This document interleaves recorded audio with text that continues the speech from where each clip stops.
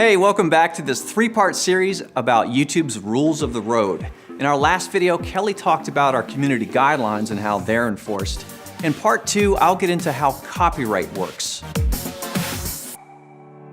Copyright is a legal right that gives the creator of an original work the exclusive rights to determine how it's used. Basically, you can't use someone else's videos, music, or other creative work in your videos without their permission. This even includes singing a song or reciting lyrics someone else wrote. So how do we enforce copyright? When a copyright owner sends a valid legal complaint, known as a takedown notice, we take down the content. We're required to do this by law. We're also required to prevent people from repeatedly violating other people's copyright on YouTube. So we set up a copyright strikes system. If your content is the subject of a takedown notice, we'll issue a copyright strike. Our copyright strike system and community guidelines strike system don't affect one another.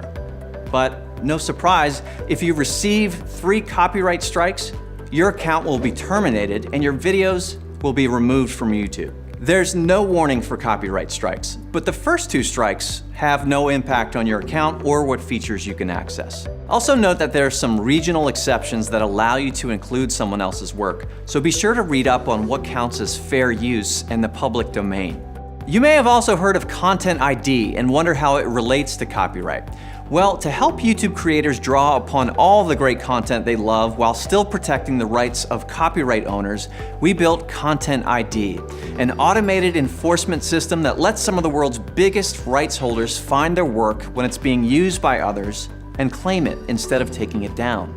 So even though Content ID has a lot to do with copyright, a Content ID claim is not the same as a copyright takedown notice. In exchange for not issuing takedowns, which would result in copyright strikes, rights holders can use Content ID claims on videos to either track video performance but leave the video on the site, to block it on a country-by-country basis, or most often they choose to monetize the video by placing ads on it. Content ID claims never impact your channel or access to features. Over 90% of Content ID claims result in monetization or tracking, not blocking. That means millions of videos that would otherwise be removed and result in copyright strikes instead get to remain live on YouTube. At its heart, Content ID is an automated matching system. Machines can't account for things like fair use or rights holder errors.